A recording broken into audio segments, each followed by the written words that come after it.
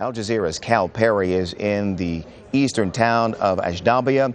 And Cal, NATO airstrikes and military advisors on the ground are one thing, but would the rebels even welcome combat troops from foreign countries, from NATO on the ground in Libya?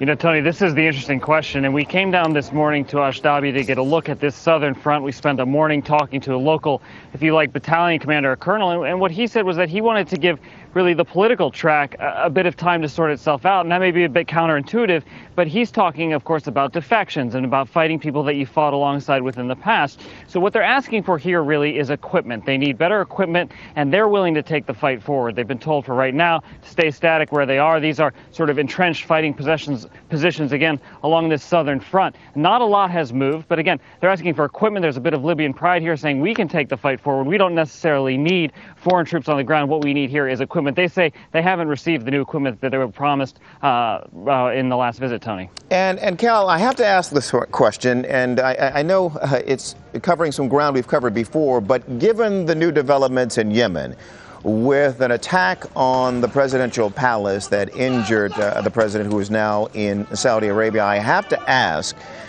for you to remind us of the NATO mission. Is Gaddafi a target?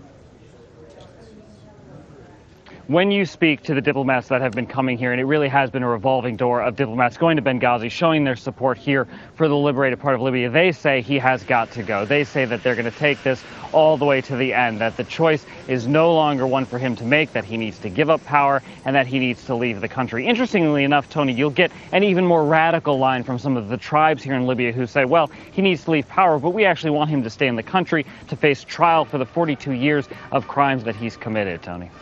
Okay. Cal Perry for us in Ajdabiya. Cal, good to see you. Thank you.